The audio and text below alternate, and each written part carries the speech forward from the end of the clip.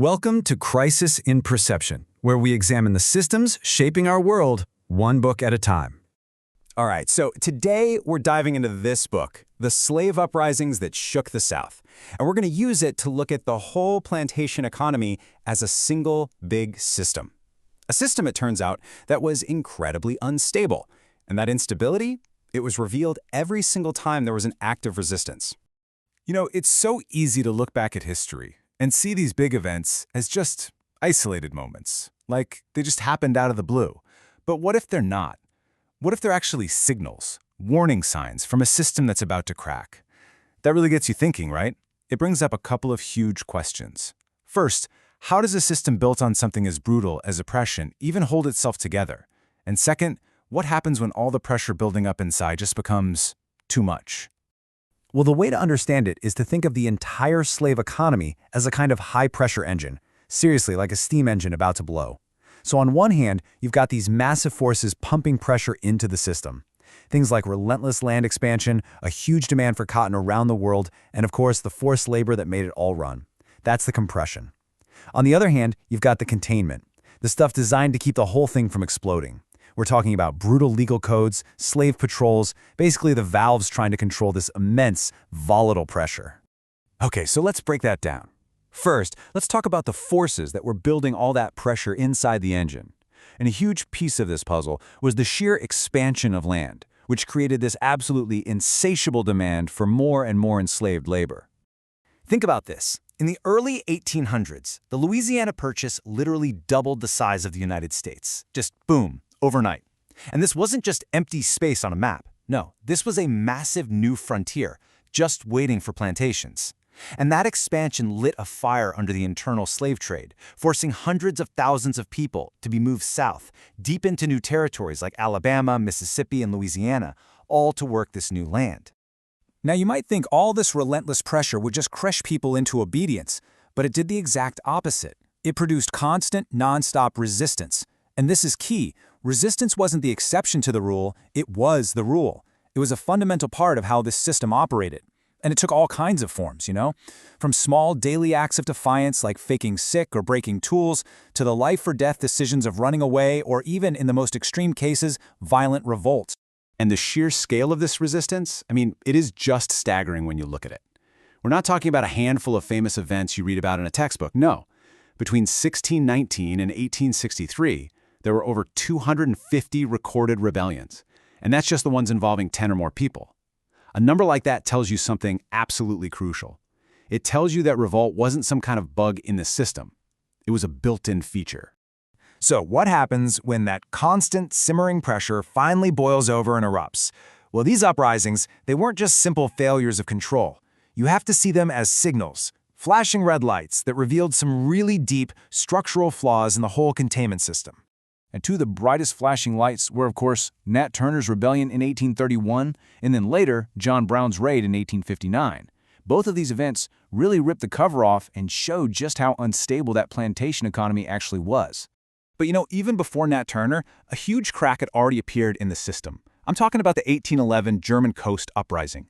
This was actually the largest armed slave revolt in all of U.S. history, and it was directly inspired by the successful revolution in Haiti. Can you imagine? Hundreds of enslaved people, armed and organized, marching on New Orleans with one goal, to create their own free republic. And it's really interesting when you put these two uprisings side by side, because they show two totally different kinds of system failure. The German Coast Uprising, with its huge numbers, was a massive logistical problem for the authorities. But not Turner's rebellion? It was smaller, yeah, but its psychological impact was off the charts. It absolutely terrorized Virginia and ignited a wave of panic that would literally reshape the entire South. And this right here, this is where we get to a really critical dynamic. When these cracks appeared, the system's response wasn't to, say, relieve some of the pressure. Nope. The response was to clamp down even harder. And this created this incredibly dangerous feedback loop. Repression creates fear, and that fear then leads to even more repressive laws, which just builds more pressure. You see how that works? This quote from a newspaper at the time, the Richmond Enquirer, just captures the reaction perfectly. The white establishment, they just couldn't wrap their heads around the idea that this uprising was a direct response to the horrors of slavery. It just wasn't possible in their minds. So instead, they painted Nat Turner as this artful, impudent fanatic, basically an outsider who came in and corrupted an otherwise stable system.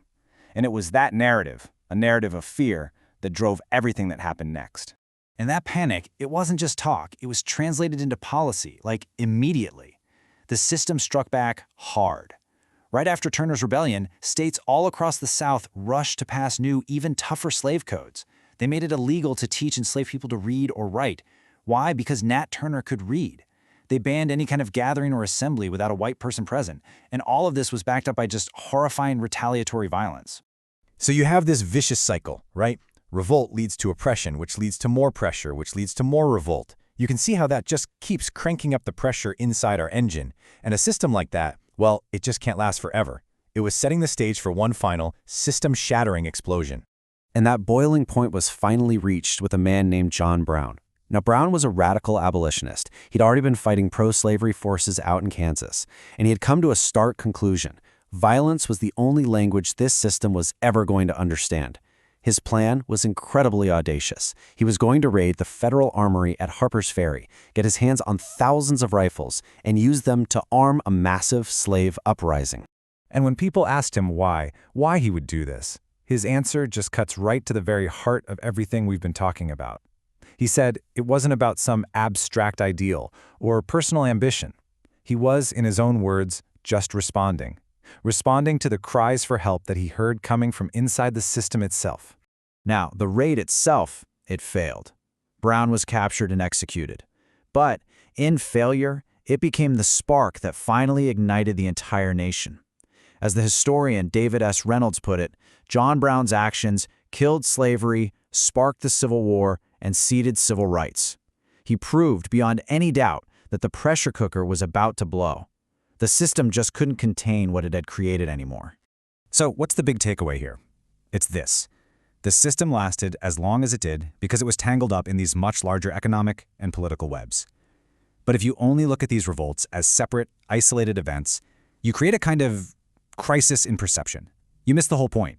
These uprisings weren't anomalies. They weren't bugs. They were structural signals. They were proof that the system was, by its very design, engineered to destroy itself. All that pressure had to go somewhere, and ultimately it did, in the massive explosion of the Civil War. This project is free and publicly accessible. If you'd like to support the time, tools, and research behind crisis and perception, you can become a supporter on Patreon. For a longer, audio-based analysis of this topic, see the deep dive linked in the description. If you enjoy this kind of systems-level analysis, please like, subscribe, and comment with books or topics you'd like us to explore next.